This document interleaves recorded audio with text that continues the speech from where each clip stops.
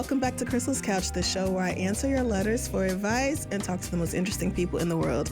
Today, we are back doing everybody's favorite live callers. This is one of my most cherished segments. I love getting to talk to you guys. So I'm so happy we have a fresh new batch of people to talk to today. So let's dive right in. Who's up first? Hi, Crissle. Hi, how are you?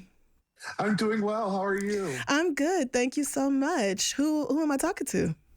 My name is Brandon. Okay. Hi, Brandon. What's going on? So I have been an off and on therapy goer for like the past 5 years. Okay. And a few months ago, I started with a new therapist that I really love. I've been seeing him in person pretty much weekly or bi-weekly. And I feel like I've been learning a lot about myself in our sessions. I'm an opera singer. So I travel for gigs often like 3 to 4 weeks at a time, sometimes Mm-hmm. even months, and usually out of state. And as you can imagine, this means that sometimes attending therapy can be like nearly impossible when I Right. leave the state due to licensure issues and things like that. Yes. So I often lose access to care like right when I need it most, right? Like being in a hmm new environment, new coworkers, just like the stress of a gig. And so my therapist suggested that like I journal during our normal session time and I can like email him notes, though he might not be able to respond to them. And hmm that helps a little. But like weeks and months with zero real support can sometimes be rough. Right. And so my question is like, what other tools or practices would you suggest for someone who's trying to maintain their mental health on the road when regular therapy just isn't an option? Right. Okay, so you said you're an opera singer. That Yeah. sounds like it is taxing on the body and maybe even a little bit mentally too. Do you find yourself feeling like kind of worn out or maybe resorting to former coping mechanisms or things like that? I'm trying to get an idea of like where your biggest struggles are. Yeah, it definitely can be exhausting physically and mentally hmm because just using your body and a lot of mental work. And so at the end of days, I definitely find myself, I'm an introvert naturally, but I do find Okay. myself seeking a lot of alone time, and a lot of just time alone to kind of recenter and kind of refigure out myself, but also that can mean feeling lonely on the road too, which is Yes. something that I've been definitely struggling with. And then there's just like, I mean, being an artist and that being your job, there's a lot of just mental things, a lot of imposter syndrome, a lot of different things that pop up randomly that you maybe don't expect when you're on a gig. Right. And like one of the lovely things about therapy is being able, like when things pop up, like, oh, I have a session next week and I can go talk to someone about it, hmm and work through it. But when like imposter syndrome or something I'm not expecting or just a feeling of loneliness pops up, Got you. um, it's hard to figure out, okay, what do I do? Right. And you said you've seen this therapist for a few months? Yeah, I started with him maybe around March. So we've had like a regular, like we're starting to build type of like a foundation of things of like, oh, what are your coping mechanisms, like you mentioned, hmm or what are the things you can go back to? And it's like 50% of the time, yeah, I can get back to those and be like, okay, that's what helps. But then there's 50% of the time where it's like, okay, those aren't helping and I can't reach out to the person who like helps me build that foundation. Right. Okay, so two things here. There's sort of there's like a general list of things that you can do to kind of try to keep your mental health up and keep yourself going and doing well in between therapy sessions. Have you tried like journaling, things like that? How are you with those Yeah, sort of practices? I do a little bit of journaling, and that was like really helpful. Just of like, oh, I know I have therapy at 11 on hmm Tuesdays. Let me just use this time to journal. Right. I definitely go in waves. Sometimes I'm like journaling a lot, and sometimes I'm not. And then sometimes I find that I only want to journal when something bad's happening. Oh So like yes. when I, Oh yes. That's most of us. We yeah, don't have well, sometimes we do, but most of us are journaling through the hard times. So, right. yeah, So trying especially to if it's make not it a like, regular practice. yeah, so trying to make it a regular practice, I think, is my hurdle. Mhm. But it's nice to be able to have that when I do go back to therapy, maybe after like a month of not having it and being like, well, this is what I journaled about and this is what I was going through and I didn't know Yeah. how to. So like it's helpful to reference, but I Yes. think I'm still working on the practice of using that as a technique for Right. managing feelings. Yeah. Well, that's fine. You know, everybody has to start somewhere. So it sounds like you're doing great with that. How about other forms of self care? I'm thinking like deliberate rest and relaxation, exercise, quality sleep, nutritious food, plenty of water. How are you with things like that? Yeah, that's something that I've been trying to work on more, is just like figuring out what those different things that bring me joy throughout the day are. Like I've been finding that like having a really nice like skincare routine really like Mm-hmm. is something that I can latch on to on maybe a hard day and be like, well, if I'm not feeling great, maybe putting like extra 10 minutes into skincare will make me feel better about something, Mm-hmm. or yeah, or like listening to music or listening to podcasts or reading. So I've been working on like a tiny list of like what are those like coping mechanisms, what are the things I can go to Mm-hmm. that I know are immediate like joy things for Right. me. Right. Okay. So do you find that it's pretty easy for you to be like, okay, you know what? It's time for me to just really pour into myself. I'm gonna take this time and do my skincare. Like, is it easy for you to just do that? Or do you think it and then you're like, oh, I don't really feel like it, or something else comes up? Is it more like that? Definitely a combination. I've been finding sometimes it's easy, it's hard to catch when I'm in that loop of like, Mm-hmm. oh, this isn't like I'm not feeling my best today. So sometimes it's the preventative act of those, like being in the preventative space of like, let me do my skincare and make myself feel good today Mm-hmm. is one thing, but it's the reactive one that I really struggle with, of like, oh, I'm having a not great day. Should I go do read a book, or should I lay in the bed in the Right. dark and just like And be just in my scroll. feels? Yeah. Yeah. Oh, that's so real. Okay. So it sounds like you kind of have this idea of like, here are some things I can do to help myself relax and really take care of myself, but you struggle with being consistent about actually doing those things because the pull to, bed rod or scroll Yeah, online endlessly is strong too. for Okay. sure. Have you talked to your therapist about this? Maybe because you don't see him every week. So it sounds like Yeah. he is already familiar with like your schedule, that sort of thing.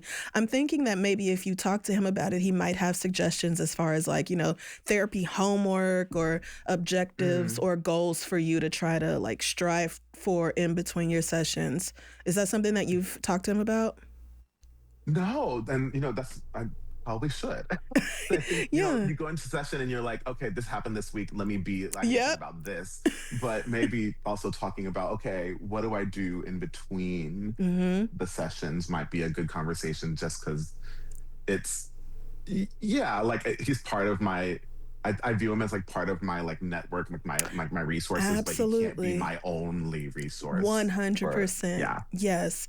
And that is exactly what I was about to ask you. Who else is in your network? If there are other support systems or people who are close to you who you can trust with these feelings, because that is another thing. Everybody is not safe, but if you yeah. have somebody you can reach out to in between sessions to say, hey, I just wanted to see if you're free to chat for a little bit, something like that can really help too, to help you stay connected and stay grounded. Yeah, yeah. And that's something that I'm working on too, is just, not feeling like a burden bringing Yeah. things to people. Like I have amazing friends and I have an amazing husband that are like, I'm sure would be happy to take that. But I think that's definitely something that I've been working on, Mm-hmm. is the not wanting to be a burden, not wanting to add on to someone else's plate and hand Mm-hmm. them my things. And that's why therapy sometimes feels so beneficial, right? Because like I Yep. feel like I can take this person the things, and it's his job to kind of help me figure it out and like talk Yes. through it and piece through it, and like and also not everyone has those tools. Right. Not everyone can like. So sometimes it's like, okay, I don't want to bring this thing to this person because Mm-hmm. you're not equipped to like Exactly that. get into the weeds Exactly with me like that. I need. That's Yeah. right. Most people actually are not equipped to help us really work through our things. They can commiserate, which is great. Right. A sense of community, and I'm not the only one. And, sometimes our friends have good advice. But as far as like really knowing the science behind mental health stuff and all that, it doesn't. Most of our friends are not set up to be able to handle Right. things like that. So that's understandable. The thing about this is that you are exactly where I would want a client to be a few months into therapy. It sounds like you are actually thinking about like how to better take care of yourself, and you're really striving to make these changes, but you're not there yet, as far as like completely nailing it. And that is perfectly fine. Like, you're actually not supposed to be. If you come right out the gate doing a complete 180, it's like, that isn't real or sustainable, and at some point it's going to fall apart too. So I think it's also important for you to give yourself a little bit of patience and understanding here. Like, you're not wrecking things, you're not going too slow, you're not behind or anything like that. Like, it sounds like you are really making the decisions, that are good for you, and this is a process more than anything else. Something else I would bring up, or ask you to think about, and one of the reasons why I asked whether you had talked to your therapist about this is because sometimes people are dealing with issues like ADHD or other forms of neurodivergence or depression, things that may keep us from doing those great self-care things that we really want to do. So if that is something that's coming up for you, talking to your therapist about it may lead to, okay, well, maybe we need to talk to a doctor about antidepressants or, ADHD meds. Maybe we need to look into ADHD coaching, something like that. So talking to your therapist about the obstacles that you're facing gives them an opportunity to help you find a way around them or through them. So that's why I brought that up, because you're working with him. He obviously knows you better than I do. So he will probably have some more tailored suggestions for how you can sort of manage things in between sessions. But I think, I've tried to give you a few ideas here, but I think just talking to you, it sounds like you're really on the right track. So, maybe pat yourself on the back for doing a good job and being proactive and trying to attack this, because you see that it's an issue for you. You know that because of your job, you can't be consistent with going every week. So you're trying to find what works for you and your life and your situation. And that is what's important. It doesn't have to look like anybody else's therapy journey. It doesn't have to be quote unquote perfect. As an opera singer, you're probably a perfectionist, because I find that most people in the arts are. So, it's important to just kind of chill and be like, I am only human. It's only been a few months of working with this person. I'm moving in the right direction. I'm feeling good about where I'm going. So I'm going to give myself some time to actually get there. Rome wasn't built in a day, basically. Yeah. Oh, thank you so much. You're welcome, Brandon. And, I'm very proud of you for reaching out. I'm honored that, me talking about therapy and all this had any sort of influence over your life and your decision to go. That means so much to me. So thank you. Yeah. Thank you. You're the whole reason why I was open to wanting to go to therapy in the first place. That's so crazy. Approachable and accessible. So yes, and so I'm glad you're seeing the benefits. So, keep going. I also journal things down to talk to my therapist about during the week, like, oh girl, let me not forget this. So that's great too. But just when you feel a little push to do something, try to just, take that opportunity. Jot it out, real quick if you need to, whatever. But we only build consistency by continuing to try. So you don't have to be perfect or even great at it right off the bat. You'll get there, though. Okay. Okay? Okay. Thank you so much, Crissle. Thank you so much, Brandon, for emailing. It was so great to chat with you. Best of luck. Thank you. Bye. Thank you. Bye. Oh my goodness, you guys. So many of us are like Brandon, where we're just like, okay, I'm in therapy, I'm doing the work. What else can I do to kind of turbocharge it? And I actually think I may have done that unknowingly by going to grad school. I think there was a part of me that was like, therapy's great. Maybe I could speed it up by going to school and learning how to do this. I do think, deep down I felt that way, but you just got to give yourself patience, keep doing the work, and trust that things will fall into place. All right, I think we're ready for whoever's next. Hello. Hi, Crissle. Hi, what's your name? Hi, Crissle. I'm Angie. Hi, Angie. Nice to meet you. How are you? I'm good. How are you? I'm doing great. What's going on with you? Okay, so me and my boyfriend, who's not really my boyfriend, have been on and off together for almost 10 years. Oh, in college. 10 years. Yeah, almost 10 years. Baby. Yeah. Okay. We're currently not technically together.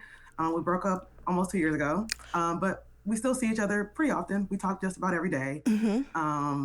And so it's kind of a weird space that we're in. Right. I'm always the one that's usually initiating the breakups, and it's always been because I felt like this unsettling feeling about us being together, and I've always felt like something's missing. I feel like some of my needs aren't met, and I feel like a lot of those we could work through. But the bigger issue that I feel like we can't work through is sex. Mm. Somewhere along the way, I stopped initiating sex. I just didn't really want to. It never really came to mind. He would initiate it, and I was never really like my head is never really in it, but I would do it because I know that it's a part of the relationship, and I know that it's something that he needs in the relationship. But it was just a thing. I thought it was just a me thing. I thought something was wrong with me, but then I realized that I did have attraction to other people that weren't him, especially during our breaks. Okay. And I would never ever want anything but sex from the other people. So like I would try to like date other people, and I would never really connect with them. Something about them would give me the ick, and I just wouldn't want it. But the sexual connection with me and him, the person that I've been with on and off for 10 years, never really came back through all of Interesting. the course of the 10 years. And I'm kind of just at that point where like I do feel like I'm ready to kind of look for marriage and kids. I still feel like something's missing though, so I don't feel all the way 100% sure ready to get back with him. My therapist thinks that maybe something's deeper going on, something deeper is going on, and my friends think that maybe it's just me being avoidant or me like I have like this depersonalization things where I just don't listen to my feelings. They think that might be what's going on, but my question is, I guess, do you think that if I decided to be with him, is it settling, or do you feel like maybe there's something else mentally I might need to look into that might be going on?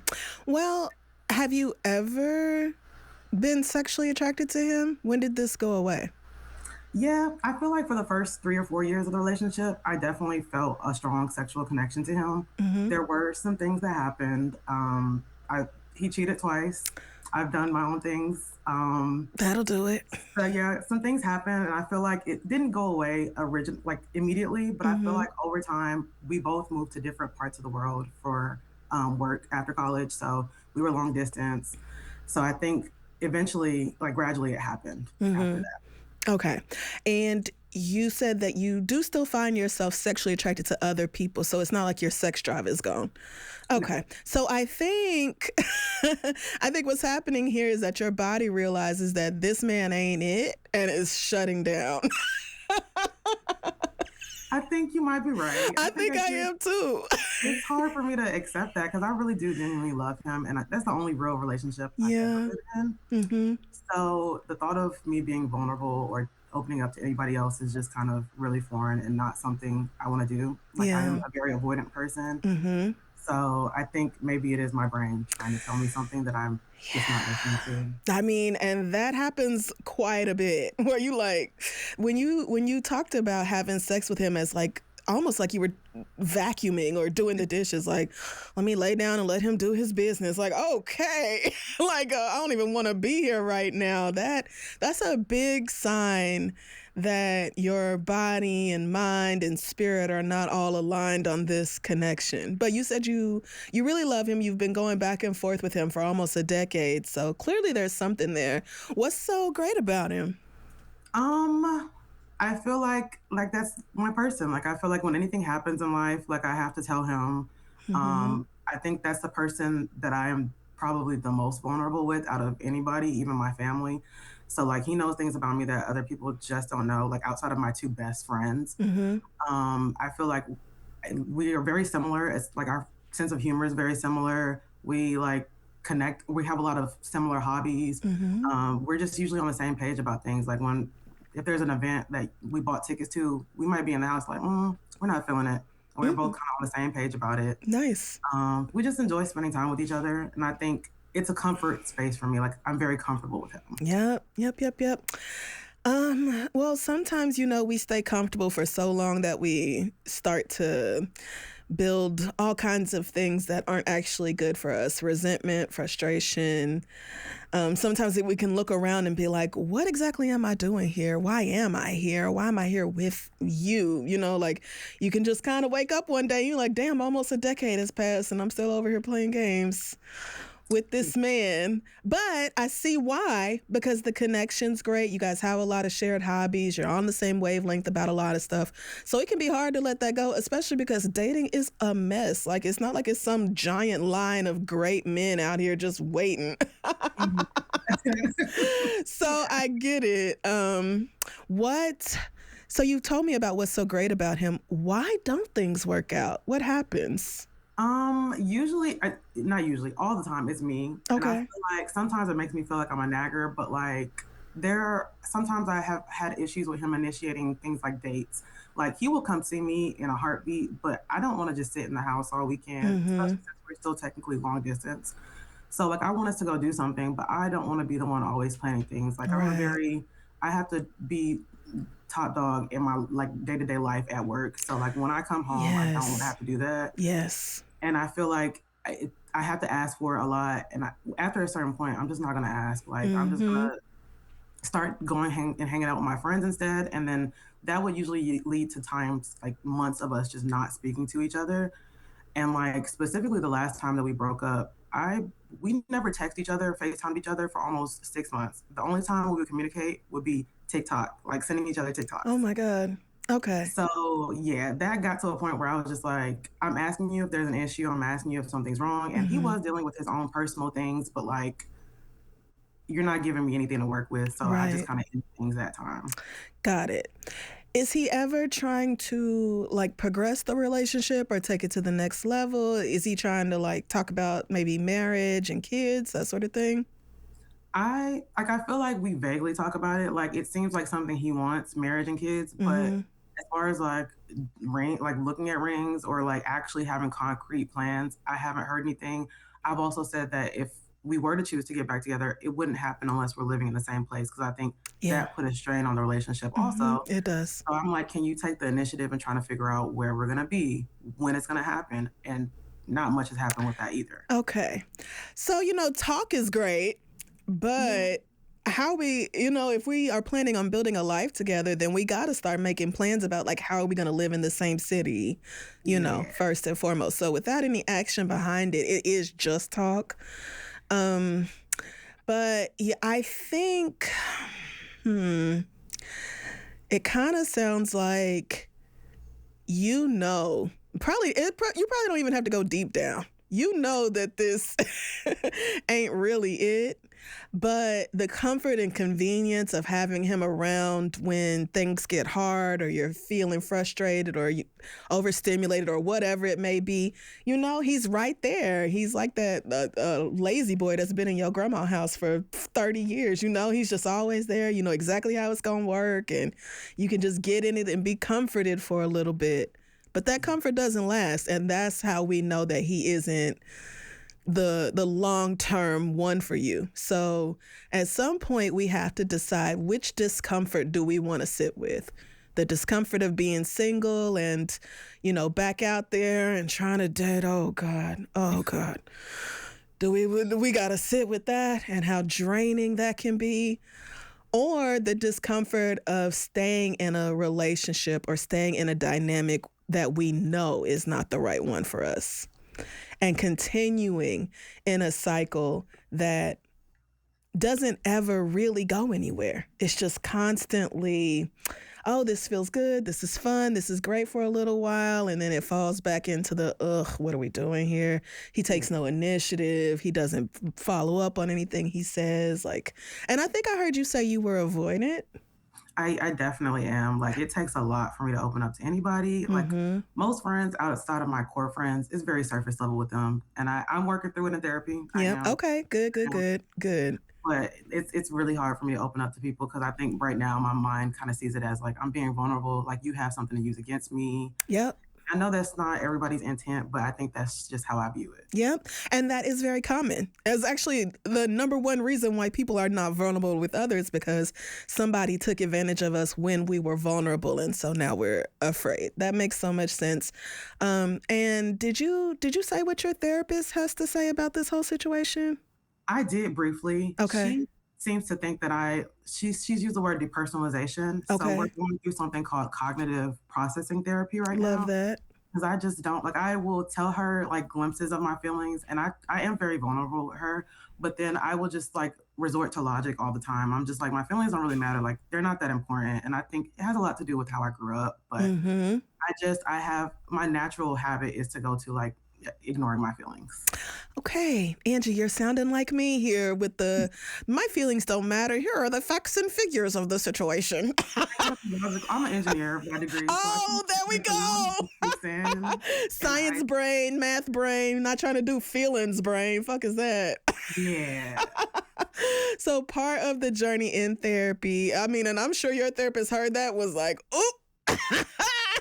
Jackpot, because that's a big one right there. The whole I don't have to worry about my feelings don't matter, all that matters is execution and being the best and getting the job done. Oh my God, you sound so much like me. I used to be this girl. It's gonna take some time. It will take some time, but eventually you will get to a place where the feelings come up and you're like, look at that, me feeling lonely and sad. And what do I normally reach for to get rid of that feeling? Could be drugs, alcohol, food, sex, shopping. Could be so many things. Could be that man. All the things that you turn to kind of help soothe you. You're going to build up the tolerance to feel that discomfort. And in the process of doing that, you're going to learn to seek out something else instead. Instead of that man, I'm going to go on a dating app. Now, maybe that's not really better, but it's better than going back to the same person is what I'm saying. You're choosing something new. You're going to do something different. So definitely keep working with your therapist. Sounds like she got you, girl. She I know she's tired. Clocked you. She said, "Oh, I know what this is." Oh man, but yeah, I think you know what you got to do. You just got to get to the point where you're genuinely tired of going back and forth with this man. Yeah, I hope I'm not saying I hope it happens soon, but like it's 10 years now. So. Yeah, and it is hard to let go, but the longer you keep doing this kind of fake taking the Band-Aid off, the harder it's going to be. So I would suggest, especially since y'all aren't in the same city, I would suggest letting this breakup be a real one. Does he ever reach back out to you after y'all break up, or do you kind of break down and call him again? He usually is the one who initially will reach out, but like in general, I'm the one who's usually like planning things or reasons for us to see each other. Got you. Okay. So he like, she probably done being mad. Let me see. Yeah. He'll be like a month, 2 months, and then he'll reach back out. He'll be like, you still mad? Yeah. You still don't want to be my girlfriend? Okay. I'll call you back next month. This doesn't sound... I see the great qualities in him, but this doesn't sound like something that is really consistent, that you can rely on. It doesn't sound like something you can build upon. It doesn't sound like something where a solid, secure future is waiting for you. Yeah, I feel like you have similar words to like my friends and my therapist. Yeah. And so while you're working through, your avoidant tendencies and the, can't nobody see the real me and my feelings don't matter, while you're working through all that in therapy, just know that you also do, while you are healing, you do still deserve love, and you deserve something that feels good and is good for you. And this might feel good in the moment, but so many things feel good in the moment and are not good for us long term. You're right. So you're absolutely right. Listen to your body. Your body's like, shut all this shit down, girl. We don't want no parts of that. And I'm just trying to push through. Yeah. And your body say, don't do that. Don't do that. We find somebody else to do this with. All right, Angie. Thank you so much, Crissle. I appreciate it. Thank you, baby. Good luck. Thank you. Bye. Bye. Oh, I love that. She's great. It's number one. Nobody wants to be vulnerable. Nobody wants to show their feelings. Nobody wants to risk being hurt. But as we have said time and time again on this show, you cannot have love without hurt or pain, etc. Unfortunately, it comes with it. And what we hope to do is build up our tolerance for handling the hard times so that we can really just dive in and fully enjoy the good ones. Okay, I think we have time for one more caller. Who's there? Hi, it's Jay. Hi, Jay. How are you? I'm fine. How are you? I'm doing good. Thank you so much. What's going on with you? So, my dad has been retired for about 4 or 5 years now, and in that time frame, he has spent all of his savings. He gets a check Oh, no. from VA and Social Security, but like for the last couple years, he's just financially irresponsible. So he's reaching out to me and my older sister and asking for money. And of course, times are hard right now for everyone, Right. and we don't mind doing it. But the conflict here is that when he doesn't get what he wants, it's an issue. And he makes us feel really bad about like not being able to help him out. So I'm just trying to figure out like in what way can we explain to him that maybe he should take a job on Well, to help out, and like we don't owe him anything. oh. Love that. So, okay. Let's back up. You said he retired 5 or 6 years ago? Yes. Okay. And so what is his plan for like housing? Did he pay his house off? Does he have any cars? Like, how is he supposed to take care of himself? Yeah, so that's part of how he spent some of his money. Okay. He did pay his house off, he paid his car off, Okay. he bought some other things, but like mainly it's just like the financial irresponsibility because the only thing that he has are like his basics now. And of course, like car insurance, house insurance, but Right. like other than that, like your basic gas, electric, and making sure he has Utilities. groceries and stuff in the house, but he spends it on other things. And then when he doesn't have money, he's hitting us up asking for more money. Right. So when you say financially irresponsible, what sort of other things is he buying? Like motorcycles, leather jackets? Like what is he spending his money on? Yeah, he has a motorcycle that he bought that he does not ride. Not really a motorcycle. That's so He bought a stereotypical. car. Sorry, go ahead. He had bought another car, and then he like owed back taxes from years of not paying taxes, doing his taxes. So then he had to turn around and sell one of the cars. Now he's having trouble with the car that he bought. Lord. He's just bought a lot of stuff that he does not need and he does not use. He does not go anywhere. He doesn't go on vacations. He didn't go on no vacations or anything. He's literally at home, but he is constantly online buying things. Oh, Lord. Just giving them away, like stuff he does not need. Oh, Lord.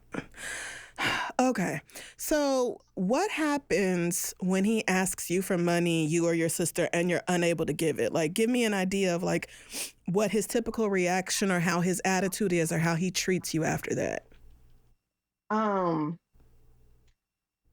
There was one time recently, it was like last month. I think like last month altogether, we gave him $500. And he had came and he asked for some money. And this was like right before the first of the month. And so I was like, hey, I said, we have our big bills coming up. So Right. like if you'd like to make a list, we can I'll just order the groceries and stuff that you need online and have it sent to your house. That will prevent you from spending gas money or anything else. And his response was, well, I had bills when I was taking care of y'all too. But it's like it's not our responsibility to take care of you. Like obviously you had bills, but you're a parent, duh. Kids aren't we're not asked to be here. We're Right. not asking to be here. Right. And you were gonna have bills regardless. But yeah, of course you had bills when you had kids. What are you talking about, sir? You're not my child. That Yes. Oh Yes. no. So he thinks that sort of thing makes sense. Yes, and he's already expressed. There was a few years ago, me and him had words, and he told us the least we could do is come down there and help him clean his house once a month. The house that he lives in alone, and he dirties up. And I told him, I said, you treat us like we owe you something, and he got furious, and he Ooh. said that we do. Oh, interesting. So what kind of dad was your father when you were growing up? he was the one, he was the type of dad, like he was a good dad, but he was more so of the, he just made sure what we had. We spent most of our time with our mom. She Mm-hmm. was the one taking us to school, taking us to the stores on the weekend. We spent majority of our time Right. with her. He was just the provider. Okay. So by a good dad, you mean he made sure you guys had some of the things you needed, Yes. like financially. Yes. Okay. So like paying child support, giving your mama money for back to school clothes, trips, Yeah. Well, I mean, they were together Oh, they were until I was in together. high school. Oh, Yeah. They were together until I was in high school. Lord. The way you said that sounded like they lived in two different houses. No, no, he was there in the house, A married single but mom. Yeah, that yeah, happens. It happens. typical. Yep. I mean, my own mother was a married single mother, so I do get it. Um, all right. So I guess it sounds like your dad is like, well, I spent my money on these kids all their life, so now that they grown and they have jobs, they need to spend their money on me. That's exactly what he told us. He said that he worked hard for that money, and he said that he wasn't leaving us anything. He said everything was paid for, and that we could sell his stuff when he was gone. He let his life insurance lapse, so he told us, y'all better get a policy on me, or y'all be responsible for all this stuff once I'm gone. Sir. Sir. Okay. All right. So this whole situation is obviously causing a strain on your relationship between you and your dad. Is this something that you and your sister can talk about? Um, I'm sorry, could you repeat that? It kind of froze for one Oh, second. yeah, no worries. I was saying that it sounds like this has obviously strained the relationship with your dad. Is this Mhm. something that you and your sister can talk about? Yeah, we've talked about it. Um, I think I'm more so like I feel like we've all said things to him. I know my sister that's right above me. I know that she's had words with my dad. Mm-hmm. Um, my older sister, she kind of just tries to, keep the peace so much. Like Yeah. we'll talk about it, but she's not one to really, say anything. We just all know how he is. Like if you don't do what he wants you to do, then it just turns into a situation. Right. So I think all of us are kind of at a place where we just don't know what to say to him. Mm-hmm. I mean, regardless of what we say to him, we know that it could be an issue. And sometimes he likes to turn it not even on us now that he knows that we're the ones that help him. So sometimes he'll like turns the anger towards my mom and he'll start going off about her. So it's Mm-hmm. kind of just like nobody wants to hear it. Yeah. Yeah. Oh my goodness. Okay. So what if you just don't hear it? What if you're just like, you know what? I'm going to opt out of this whole thing. Whatever it is you have to say, don't come over here asking me for money. The answer is no. The idea that I owe you money Hmm. because you raised me is patently fucking absurd. You have to take Hmm. care of your children. That's your job as a parent, so I don't want to hear it. What do you think would Hmm. happen if you communicated that message? Not necessarily in that manner, but if you Hmm. communicated that message. Hmm. Yeah, I definitely think he'd probably be upset, but I Mm-hmm. mean, it is what it is. That's something that I've considered over the last few days. Um, so yeah, when I after the last time that he asked for money, I kind of did that in so many ways, but not so many ways. I didn't say anything to him, but Mm. after he had made the comment of, you know, he had bills when he took care of us, I deleted myself from the family group chat and Yeah. I just didn't reach out to him anymore. And he reached out to my sister and he asked her if I was mad about what he said, which of course I was upset over Right. what he said. And he was just like, well, I was just joking. Obviously, you weren't. And he was like, I don't let anybody just talk to me outside of their neck like that. So he felt like I was being disrespectful by what I said to him. So I Lord. just haven't really been speaking to him. Yeah. Yeah. And you know what, Jay? That honestly sounds like it is what is best for you at this time because, to be completely frank, your father is not making a lot of sense. And he's not making sense in the same way that I see so many boomer and older Gen X parents and grandparents not making sense.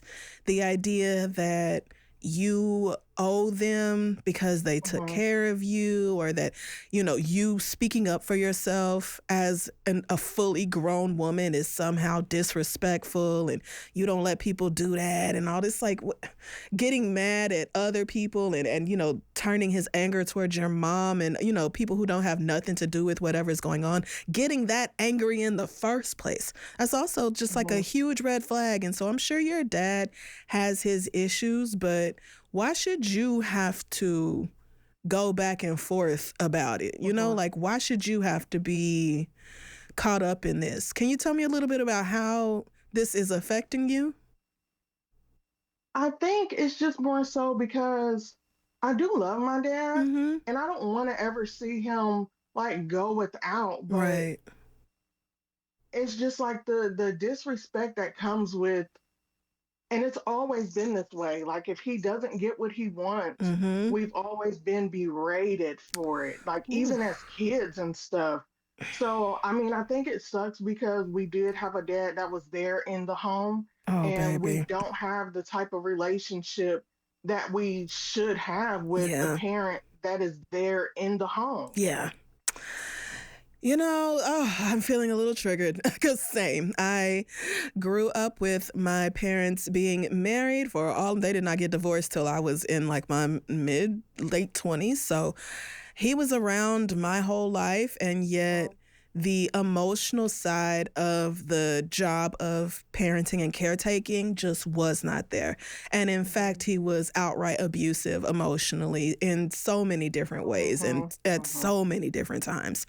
So yeah, the fact that you had a job and so therefore your income contributed to my growing up, that is just that's only part of the job of being a parent. But I've noticed, especially in the older generations, with the men, they tend to think that is all that they have to do, and therefore they are a good dad. What you mean I wasn't a good dad? I was right there in the house with your mama and your sister, and you had everything you needed, but that isn't the complete job of parenting.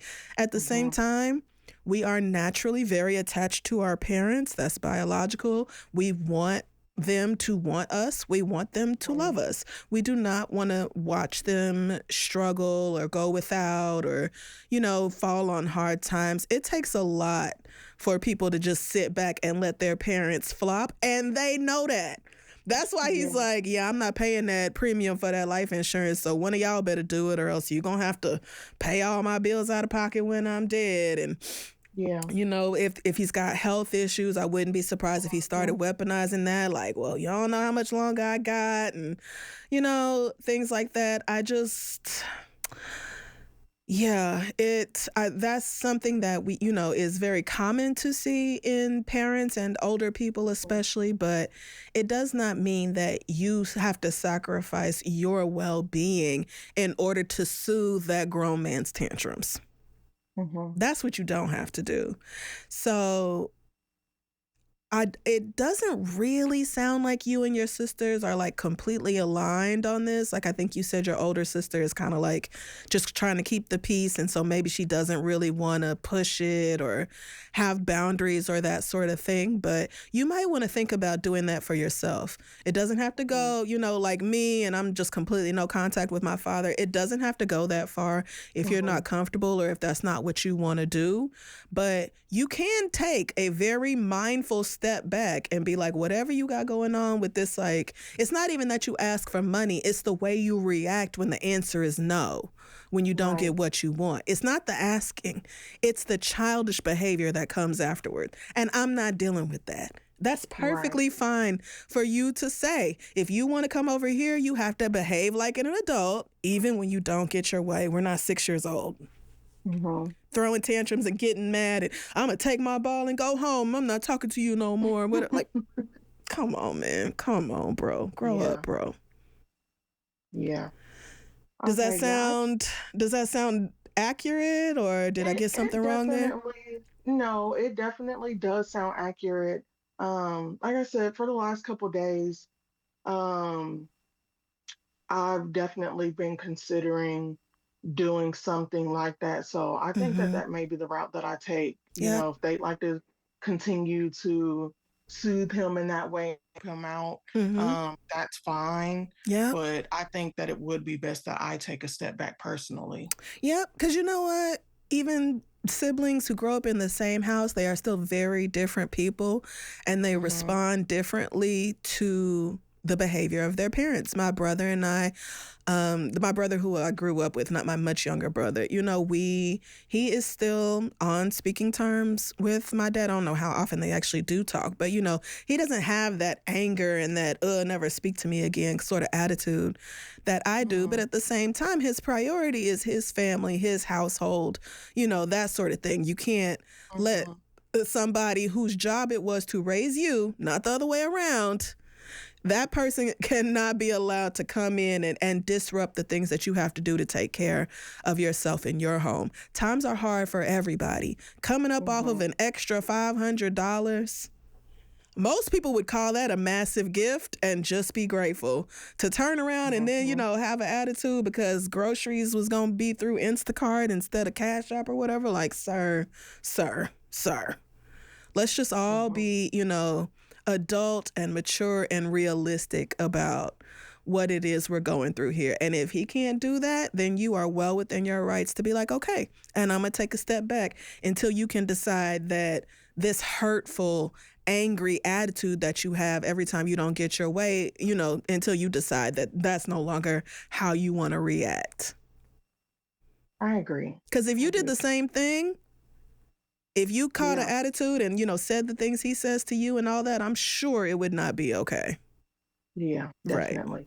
So you have to take care of yourself, first and foremost. And there is probably a middle ground here between, just completely cutting him off and then doing like your sister on the other end of the spectrum and just kind of soothing him whenever he has these tantrums. There's a middle ground that works for you, and that's what you got to find. I agree. I do agree. Thank you. You are so welcome. Anything else? No, ma'am. Thank you so much. You're welcome, Jay. Thank you so much for calling in, and I hope you're able to, just kind of reclaim your peace and let that be that, because this is so messy and so ridiculous. Yeah, I sure will. Thank you so much, Crissle. You're welcome, babe. Take care. Thank you. Bye. Bye. Oh my goodness. Parents are hilarious. Although I think this is one where probably most people are like, yeah, he's wilding. He's wilding. Like, sir, what you mean? You over here buying whatever the hell, motorcycles and shit, presents for your hoes or whatever, and then turning around asking me for grocery money? You got to prioritize. You the one in your 60s, 70s now. It's time. You got to grow up. Got to. All right, you guys, that is going to wrap up this week's episode with the live callers. Thank you so much to everyone who called in. If you would like to participate in a live episode, please send us an email, advice@crisselscouch.com, and put chat live in the subject line. We'll get back to you. You can follow us online at Crissle's Couch. Our website is crisselscouch.com. Thank you so much for tuning in. We'll see you next week.